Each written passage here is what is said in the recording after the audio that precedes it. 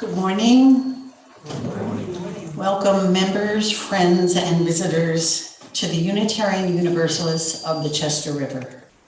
Can you hear me okay? Where our mission is to inspire, support, and inform all who seek spiritual and personal growth and a more equal and just community. We are glad you're here, whether it be in person or on Zoom. Do we have anybody on Zoom? Yes. We do. My name is Marilee Taussig. I'd like to welcome Kate Bennett back again. We're always honored and lucky to have her with us. And we're always honored and lucky to have our Reverend Sue Browning with us in the pulpit. Along with that, we have Jan Whitney, who's our greeter, Elizabeth Tully, who's offering us coffee, and our tech team, Jim, John, David, and Helen. Really glad you're here. If you are attending via Zoom, feel free to look up that donate button on our website. We're passing the baskets back. We're back to doing that here, but you can always donate by clicking the donate button on the website. And if you're visiting for the first time, please sign our guest book in the website. And Harry has asked me to ask you if you want to introduce yourselves. Yeah. Or maybe Harry can do it. Well, let me start back here. My daughter Alicia stand up and wait.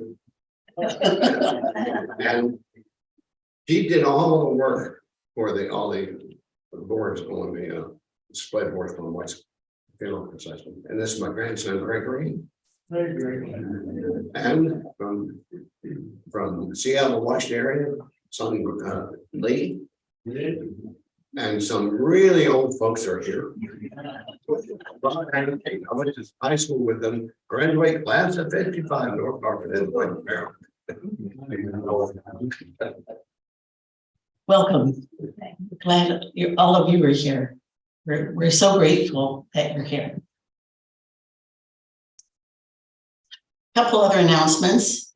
Let me just see all the little notes. From Jim, please review the display in the hallway, which shows the options for our proposed pathway. I think that might make more sense to other people than me. Oh, there goes my hand. And from Jane, please see Jane Hardy after our service to buy your ticket, $20 cash or check, to our soup and bread sampler supper on Friday, December 9th, here in the church. That's from your fundraising committee, by the way. Also, we have a slight adjustment in our program. So if we vary a little in the order, don't get discombobulated. If I can do it, you can do it. We just go with the flow. I didn't quite get the order right on the order of service. And the final announcement, which I'm going to take my hat off of service leader and put my hat on as co-chair of the Social Justice Committee, to tell you that right after this service, real soon, coffee, we can just move right after coffee right in here. I'm very pleased that Rosie Ramsey Granillo is going to be here to talk to us. And the reason I'm wearing my social justice hat here is because we have been a congregation that has been about social justice, but I will tell you, as co-chair on the committee, the pandemic kind of upset the apple cart, and we have not known quite what to do. So we get the luck to let Rosemary, who is, if you don't know, the director of the Kent County Local Management Board and a great friend of our church, she's going to talk to us about the Kent County's community plan for children, youth, and families. And the reason I think that's so important is that she says the political landscape for children and youth is on the cusp of an exciting moment in Maryland. There's a blueprint for Maryland's future. A new governor will come, and there's expansions in federal programs that may help children and families in a way they haven't for 40 years. And what she says this plan does, that she's going to talk about and take questions about, is that it aligns local efforts to build equitable access, shared assets, and full opportunity among all of our families. I can't think of a better summary of what we as a congregation strive to do with our value of social justice. So please do stay. Everybody here, we know Rosie, we love her, and she really knows her stuff. And she's going to help us pick up the threads of social justice that were a little bit muddled during the pandemic. And with that, I will end our announcement part of the service, and we will begin with our chalice lighting. Except I had one more announcement. One more announcement, and it really fits with what Rosie's talking about. I hope our congregation is getting behind the work of doing stuff for our children and families. You see, we're starting to see a few coming through. Everybody can participate. The morning of November 20th, we're going to get posters for you to deliver to everybody you know. But we're going to have our bread communion, which we've done before, where we set the table, etc. But we're going to do it in a way that feels a little more like Eve of the Eve or something. We are going to sing, we're going to put the chairs in circles, and it is going to be the perfect service for families and for folks of all ages. Dick Durham is going to be here, and Nancy Holland is helping me with the service. So hopefully either today or very soon we'll have the posters you can pick up, but talk it up. It's a chance for people to join us. And as Rosie said, we're on a cusp of a lot of things. So that was a really long opening segment, but thank you for listening. We light a chalice each week as we come together. We light it as a reminder for all that is our lives. I ask everyone to join in the words that are in your order of service. We light this chalice as a symbol of the light within all creation. We light this chalice for truth. May the search for truth be with us always. We light this chalice for love. May the love for others be strong without us. Our opening hymn is For All That Is Our Life. And Kate, are you playing through the whole thing or just a few bars? When do we know when to start? That would be my question. No, you'll know. You'll know. You will look at Kim. She'll be there. Please rise in my your spirit.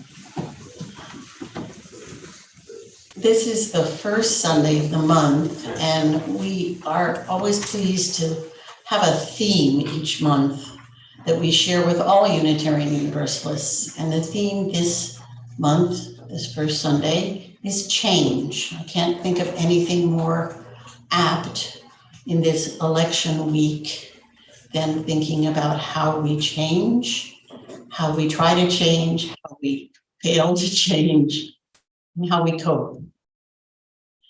My opening words I've chosen from a book that's probably the most important book I've read in a decade. It's by a man named Jonathan Haidt, that's H-A-I-D-T.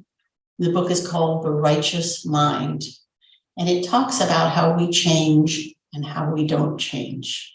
And one of the things I do recommend about the book is it's really, really well done research behind these words. So Jonathan says on a podcast, and I wrote down every word he said on the podcast. So when I die and think about what I left behind, it will probably be just one metaphor. And that metaphor is that the mind is divided like a rider on an elephant. Can you see a little rider on top of a big elephant? That's the picture I hold in my mind. And the rider represents your conscious verbal reasoning, the stuff you're aware of, the stuff that uses logic. Everything else, the automatic processes, 99% of what's going on in your mind, you're not aware of. It's emotional, and everything else is the elephant. What it boils down to is that most of us spend a lot of our time trying to change people by persuading their riders. We give them all these reasons. Here are the 7 reasons why you are wrong or why you should see it my way. When in fact, the way to persuade people is to speak to their elephant. The elephant is a lot stronger than the rider. And if you get somebody feeling the truth of what you're saying, or that they like you, or that they like what you're saying, and the elephant kind of wants to go in that direction, then it's effortless to persuade the rider to go along. But if the elephant is digging in its heels and the elephant doesn't want to go, doesn't want to be dragged along by you and the conclusion that you're trying to get him to go to, then there is really nothing you can do that will persuade the writer. Political discourse can work once you recognize that we're all mostly elephants. I don't mean we're all mostly Republicans. I mean, we're all mostly social, emotional creatures.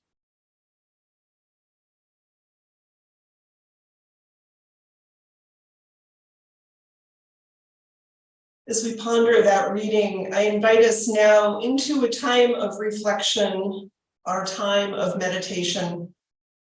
These are words, it's called a prayer for desert times, and they're written by Margaret Keep. The journeys of our lives are never fully charted. There come to each of us deserts to cross, barren stretches where the green edge on the horizon may be our destination, or an oasis on our way, or a mirage that beckons only to leave us lost. When fear grips the heart, or despair bows the head, may we bend as heart and head lead us down to touch the ground beneath our feet. May we scoop up some sand into our hands and receive what the sand would teach us. Sand holds the warmth of the sun when the sun has left our sight, as it holds the cool of the night when the stars are faded. Hidden among its grains are tiny seeds at rest and waiting, dormant yet undefeated. Desert flowers, they endure, moistened by our tears and by the rains which come to and even the longest drought. They send down roots and they bloom. May we believe in those seeds and in the seeds within us. May we remember in our dry seasons that we too are desert flowers. Amen.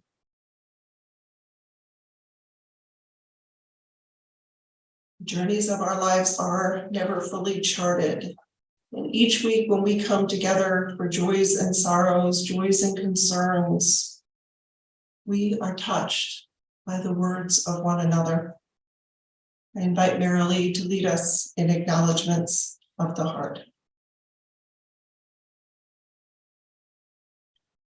This is a time when we come forward and share a joy or a concern. I invite you to come and speak briefly of what has happened with you that you would like to share with us, or a joy or concern. And before that, I would light a candle for those who have been affected by COVID, those on the front lines working with them and their families, along with members of this congregation who are coping with illness, loss, or recovery. I invite you to join.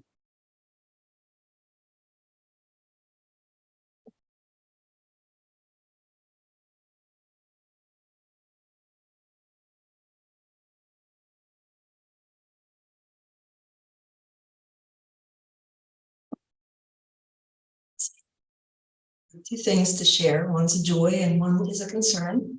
The first one, the joy, is yesterday we had a good crew turnout to plant bulbs that will bloom in the spring. We planted 375 bulbs. And it was Connie Shaw, Nancy Holland, I'm trying not to miss anybody, Catherine Brooks, Jane and George Hardy, Tom Tantarski, I forget, Amy and David, Joy Mayfield. She brought the bone meal to feed them. Who else? I think I got everybody. Anyway, come spring, it'll be gloriously blooming with daffodils and crocuses and spring flowers. And the concern is, this is for Linda Weimer. She let me know that she headed down to North Carolina to spend the week with her brother who is dying from cancer. So keep her and her family in your thoughts.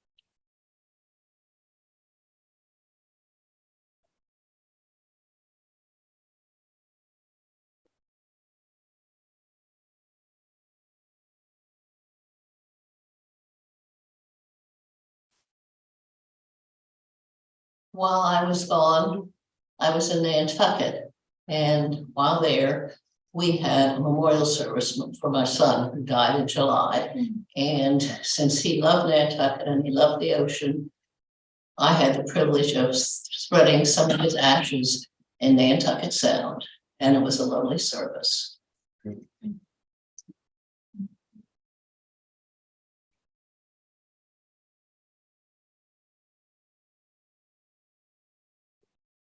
I want to light a candle and acknowledge that the wonderful service we had yesterday for my wife's passing.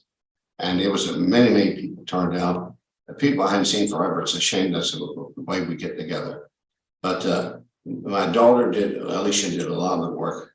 And it was in where she had her daycare at Benny Smith's. And guess who one of her students was? Rosie. So it shows that it has to be some good.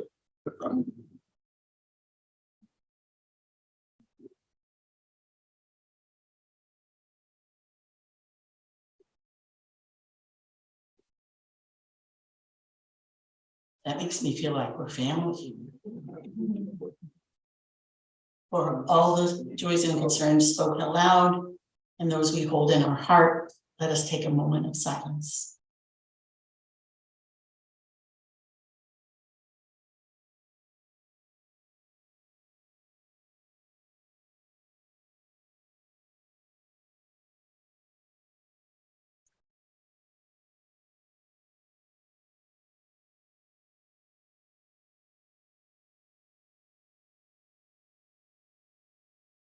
And now we'll joyfully pass the baskets for offertory.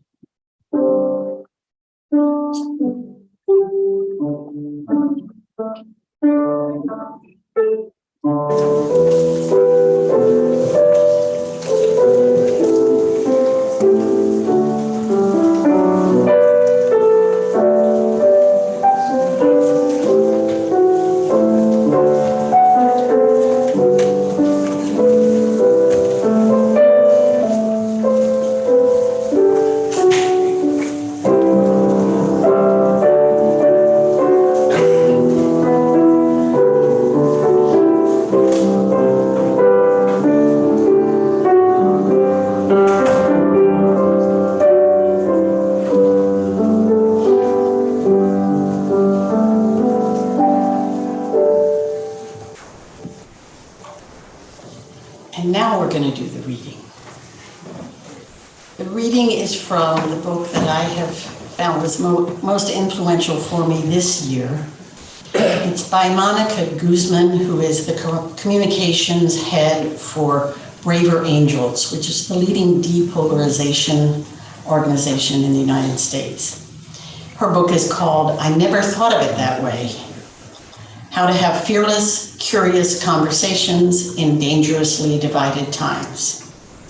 Again, on our theme of change. Seeing attachments helps us have stronger conversations about our beliefs. Seeing our attachments also helps us see where beliefs get tied into absurd little bundles, flattening the complexity of who people really are.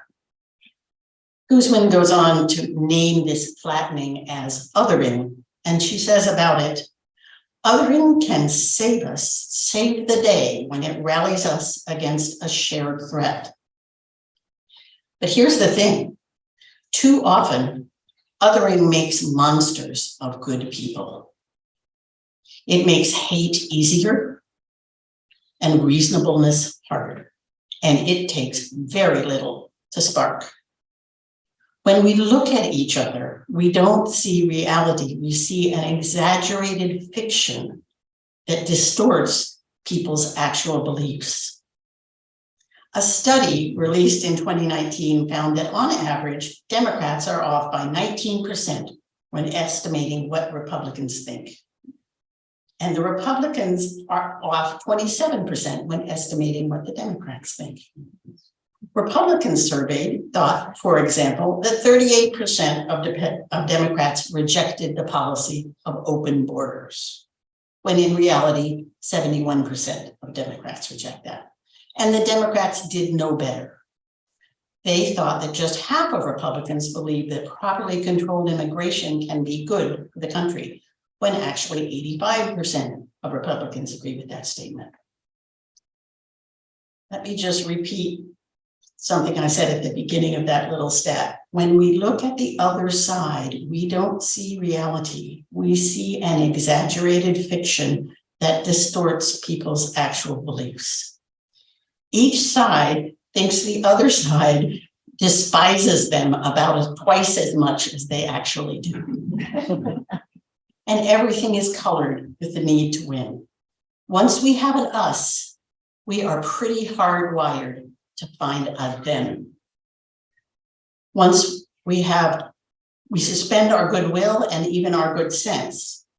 Perhaps no one likes how divided we are, but bad incentives are so baked into our business models, those of media and politicos and other storytellers who count on your loyalty, that they are damned hard to challenge.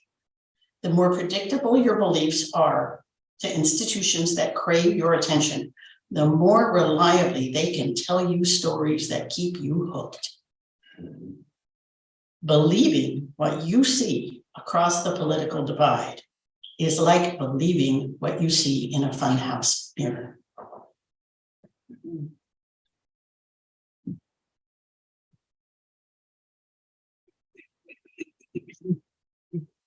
So election day. It is in 2 days. And there is anticipation of the results. That part feels actually pretty healthy to me in democracy. There is a natural drama in a competitive process and a realization that people feel engaged. They strongly believe in their candidates, and that part feels pretty healthy. But there's the angst. That process to determine our leaders, there's an angst that the process to determine our leaders, the democratic process, won't be honored or trusted. There's concern, and sadly, there's not unwarranted concern of violence. If it happens, it's probably going to be in some small pockets, but it will be amplified. People will start thinking that's some norm. So what I do know is there is a readiness. You can shake your hands, raise your hands. Is there a readiness for this election to be done? Anybody ready for the election to be done? Okay, we do have agreement. We are weary.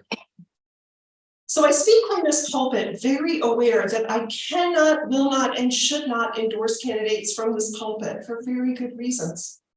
We have a tax exempt status. We're a religious organization. And over the year, usually around election week, I can talk about issues, but I don't endorse candidates. This really, I want you to trust, is not a political sermon, though I do encourage everyone to vote. I encourage your kids to vote too.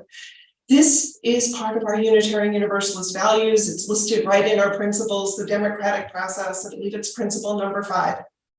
But that's not why we're going to have this conversation today. This is a sermon to check in. How are you feeling today? How are we feeling collectively today? Sometimes the phrase I use when I check in with folks is, how is it with thy soul? The elephant part of everything that you're looking at. And the question I want to really focus on today is, how are you being changed by and through this election? I floated the idea with this sermon with a few folks. I'm going to preach it. Interestingly, I'll preach it next week in Easton after the election. We'll see what the adaptations look like. Well, one of the reactions I got was, well, don't ask me how I feel today. Ask me after I know what the results are. That's how I'm going to know how I'm doing and how I'm feeling. And I think it's true. You're going to know something different about how you feel in the coming weeks. But the question I'm asking today is, how are you being changed by the election? And Jane Hardy, I recognize that's probably in some version of a passive voice. And yet, I think it is a question. Sometimes we're changed by things before we can actually do some of the changing. I've been your minister for a while now. This is my 6th year here, and I dug back. Something felt familiar as I was writing. I'm like, man, I think I've said this before. And at the last election in November 2020, I woke up after the election. It was after a long night of tossing and turning, feeling I needed to say something pastoral. And here are the words that I offered to you early the morning after the next election, after the last election. This was the Biden Trump rerun election. We wake this morning to the confirmation of what many had anticipated. We don't yet know who won the presidential election. Waiting is difficult, especially when the stakes feel high, but I have faith that together we'll get through the waiting part. I sense we awake this morning to something more. For many of us, our hearts feel heavy, and this heaviness goes beyond the uncertainty of the outcome. In some fresh way, these election results are revealing the depth of the polarization in our country. The results are highlighting dramatic differences in priorities and in what constitutes effective leadership. The results have us questioning who's included in our nation's vision for a just society, and even more basically, who is safe.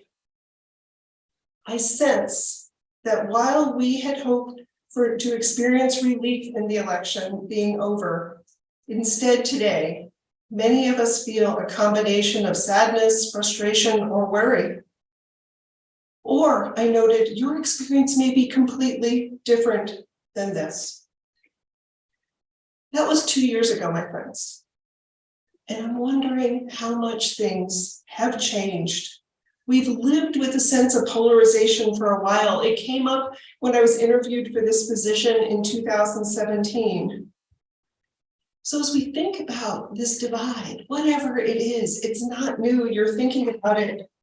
Are you being changed, somehow transformed by the election dynamics? Whether it's that passive side, do you feel like you're being shaped somehow by it? Because I think sometimes that passive voice is correct. There are forces around us, the dynamics of national and local politics, the spending of money, the views of others, the voting, the rhetoric, that feels something that is beyond our control. And it is. You can control whether you vote, you can control your own conversations, but there's something big. So are we allowing ourselves to be shaped and react and reformed somehow to these forces?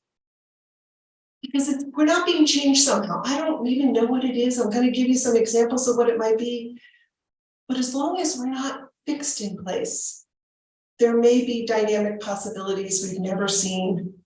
A moving scenario where all can move toward good. It's when we're stuck. It's when we're not changing. It's when those heels dig in for all of us. It's not just one group or another. That's when I worry. There's a recent book that was titled The Bitter End, the 2020 Presidential Campaign and the Challenge of American Democracy. And what it was doing is it was comparing the 2016 election to 2020 election. And the authors gathered a ton of data. From George Floyd to the pandemic, a lot had happened in 4 years. But what they found is voters had changed very little. The term they use to describe what may be there, and I think each time we struggle and we try to find some language to put around what's going on, it helps. They use the term calcification. They think about the calcification of our current political reality. They think about the rigidity, the inflexibility.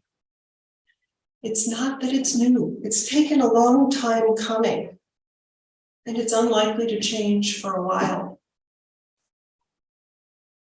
Today's a pretty personal sermon for each of us. I think what I'm asking you to think about is, am I one of the calcified ones? Where do I have my heels dug in firmly, staring down some other in some protective certainty? Or am I being changed somehow? I thought one of the types of change is we may be being changed to a greater cynicism. You can stroke that up to one of the things you've observed about change, but that feels a bit in the calcified camp. Maybe you've had a change in perspectives in one or two issues. There are really brilliant, smart scholars working on climate change and immigration and inflation that are adding to the complex discourse on this range of views. What might be the best 30-year plan? How does science and policy and message and economics intersect? It doesn't happen in one text message in your phone saying somebody's got it figured out. They don't. So my hope there is that there are visionaries with a firm foundation who are approaching these questions at conferences and industry questions, wanting to hear one another. Smart, grounded people, not folks off in some place that I don't understand, but people who may have a different assumption set. Maybe there's some other way you might take in your information and read. Maybe the way you've changed is you find that your priorities are shifting to some issues speak more deeply to you than others. Maybe you're becoming more local.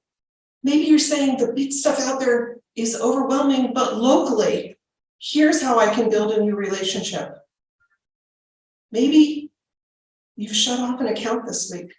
Maybe you've dropped off social media or are limiting your intake of news. Have your habits changed? I don't know how we might be changed, but I think if we're rigid, I want to think we're like those, those things at the car dealership, those blowing things. Because to change the polarization and its consequences does mean personal change.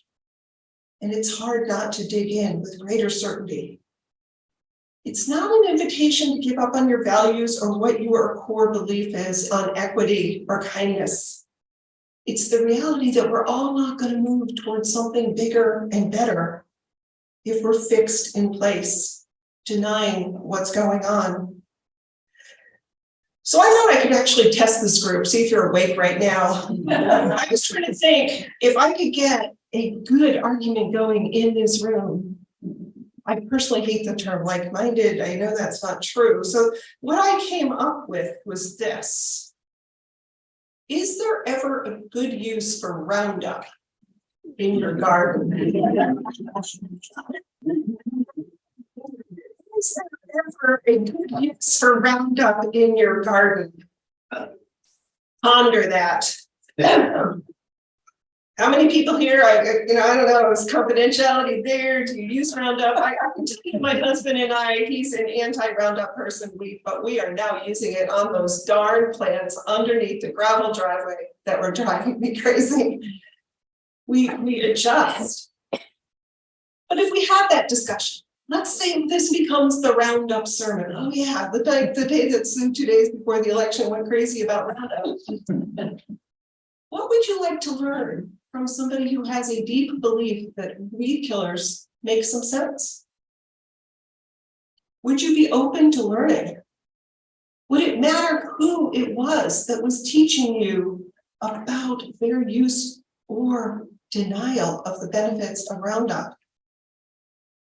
What I kept coming back to is the adage, first seek to understand, then to be understood. So I've wondered, as I mentioned Roundup, how many of you were plugging in your arguments, figuring out which side you were on? How many folks are now dreading coffee hour? Weary. What if you came out of this service today with a different view on Roundup? Is there a chance? I look at you and I go, I know there might not be. I think that's how polarization starts. It starts with some certainty about one issue or another. On polarization, I've thought about who would I like to put in this pulpit today instead of me to describe this.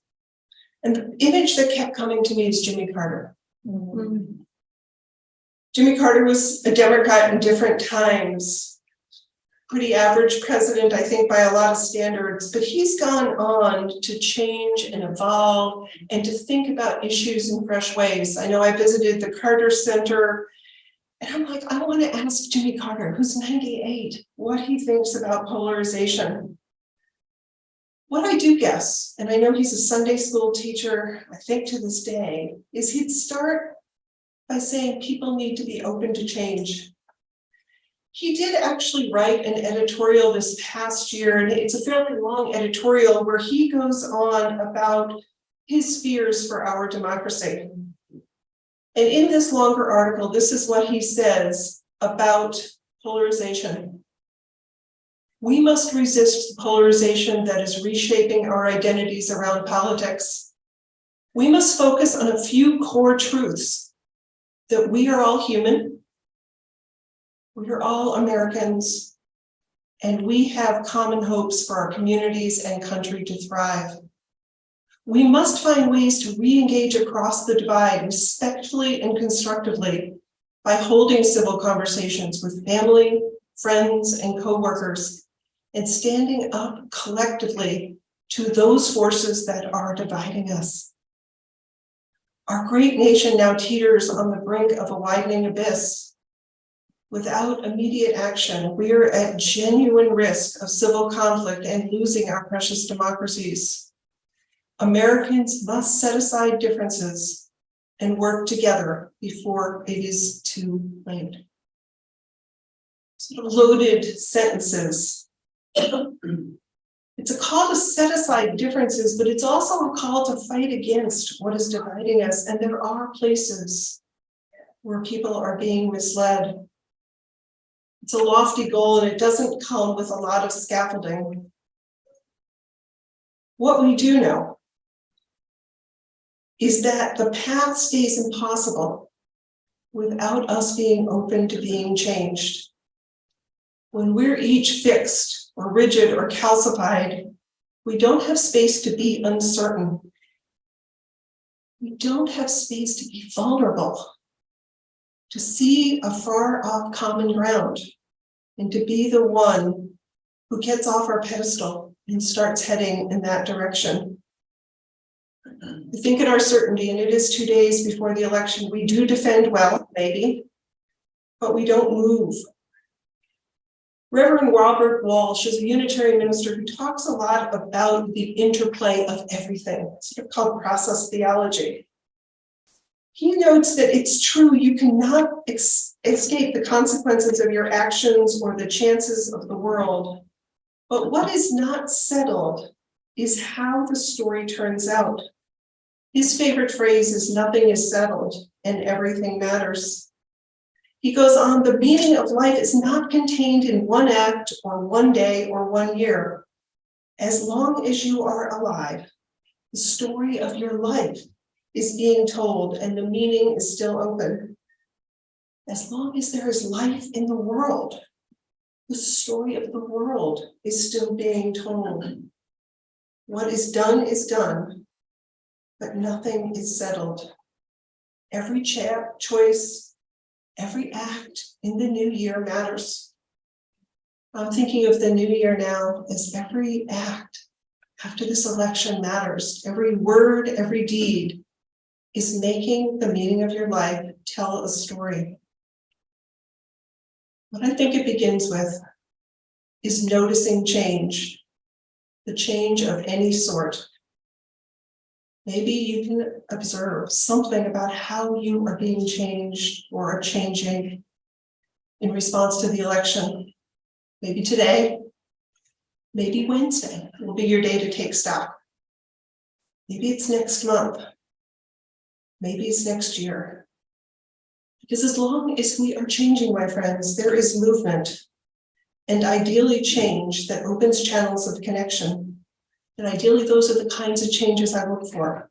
What is opening paths of connection somehow, even within folks you think you agree with folks you don't think you do, because with some curiosity, some fresh ways of imagining what might be, that is where we may move.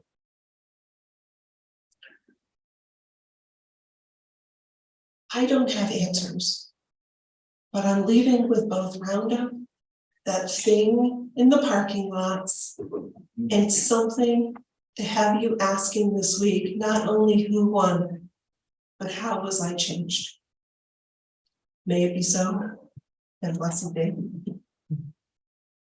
Our final hymn, we are going to have a short discussion, so we have a final hymn, we'll have a short discussion, and then I'll offer our closing words. And the final hymn is 95.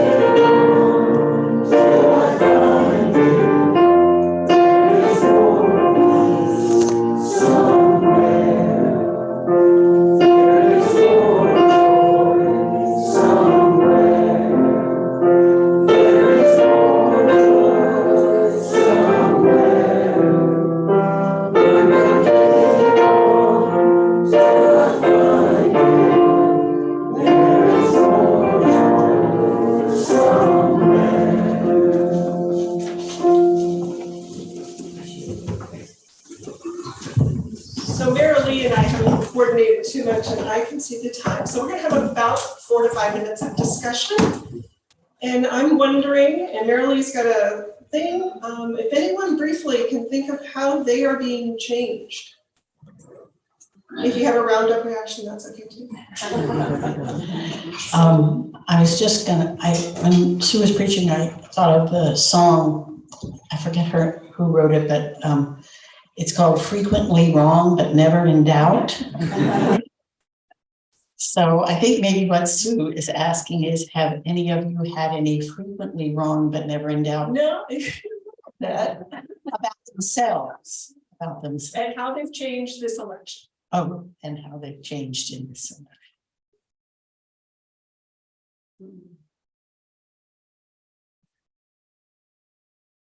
I think this is a very great subject for having. I was thinking here that we should probably spend less time in finding fault with the other and more time examining ourselves, what we believe, why we believe it, the statistics, what we do believe, and less time trying to condemn the other people and more time trying to understand the other. I think the other is the greatest thing we're facing now.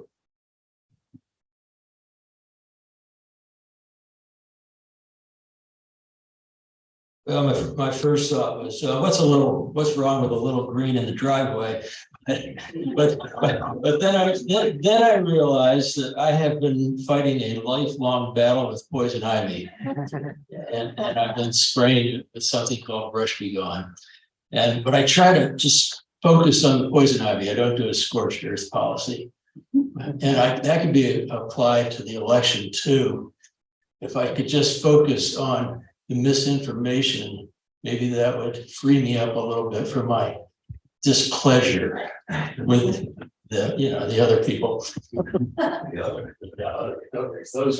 how are folks personally being changed by this election? And I am going to keep narrowing us to that topic. Okay, I'm thinking I am going to concentrate more on local government. I mean, I just found out like they're building great big redistribution centers up in Millington, and it's pretty much a done deal, and I knew nothing about it. And a lot of people up there are all upset. And local government is where we have to start. So this election is making me think, okay, I'm not doing that much about the national election. I've done my part, but what I can do is be more interested in local politics and be more involved. Thank you. Just a plug for Rosie after the ties in with what you just said. Yeah, I used to be a Republican and I'm not sure of anything anymore. I vote for people today that I believe in what they are saying and not necessarily whether they're a Democrat or Republican. So I feel good about who I voted for. I voted early. And I just believe in their beliefs.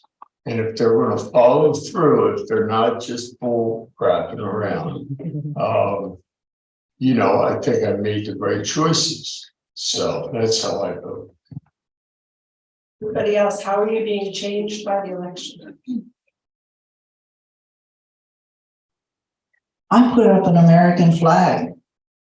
And it's not something that I would ordinarily do. I felt a great concern, and it's just very personal that, the flag belongs to all of us. And it's just my small gesture of saying it doesn't belong as it feels as though some people might be co-opting it. And maybe that's just my impression, but I just wanted to say it's for all of us. And at any rate, it's going to be there through election day and maybe beyond. And I felt very good about doing that because all my neighbors' lawns have, signs for this person and that person. But it just felt very good to have the flag up, that it was for all of us, that I wasn't choosing this one and that, which I certainly have in voting. But at any rate, that's my little private public protest. Anyone else, how they're being changed by this election? I guess for this election, I've grown so much less complacent on what as I had been in years ago. I thought we were all going for the same goals and love for our country. And some people still may feel that way. And I thought we just had different ways of going about it, and that defined what party you're going to vote for. But now I realize that there's so much more to that. And I'm so cautious of our beautiful democracy and those who have died for it and lived for it. And I'm just much more sensitive to that now.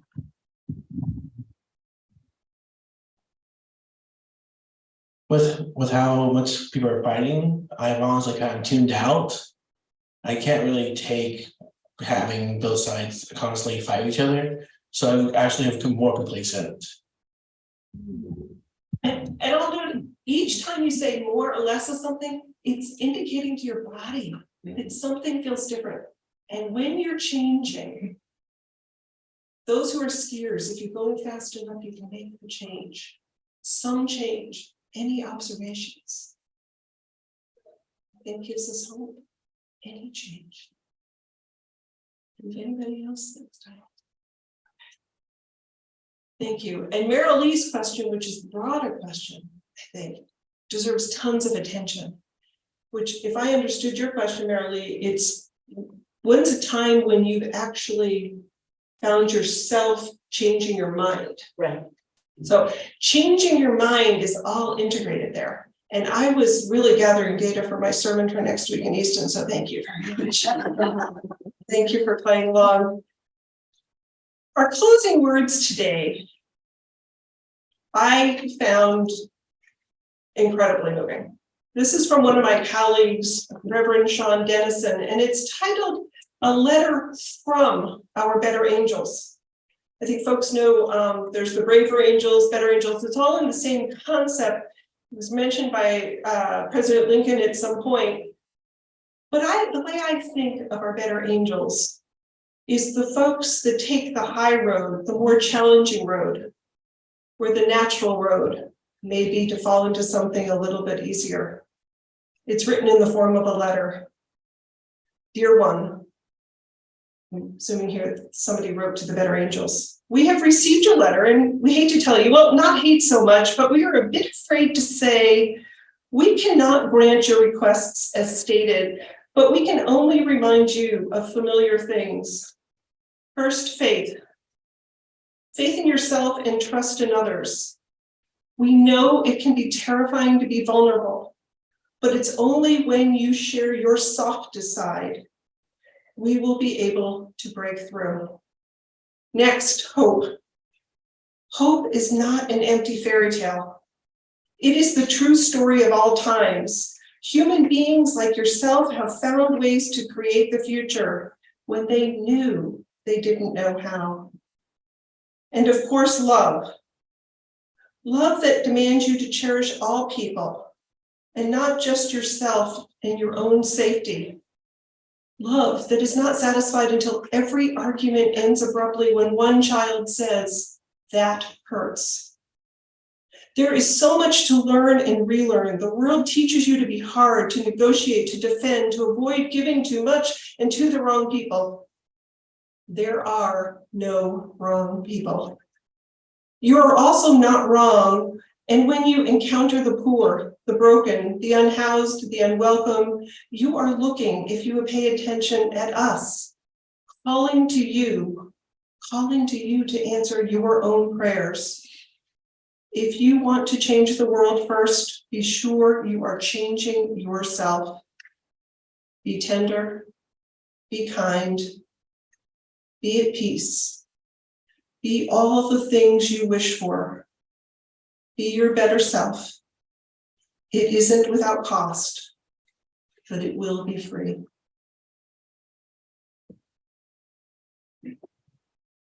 Words from Reverend Sean Dennison. We now will extinguish our chalice and we will say those words together. And then Kate will play our benediction. Let's see, where am I here? I'm screwing up here a little bit here. Yes, I'm looking at the wrong service, but other than that, we're good. Then Kate will play our benediction, and we'll have a short postlude as we transition to Rosie. I invite us to share in saying our chalice extinguishing roles. We extinguish this flame, but not the light of truth, the warmth of community, or the fire of commitment. These we carry in our hearts until we meet again.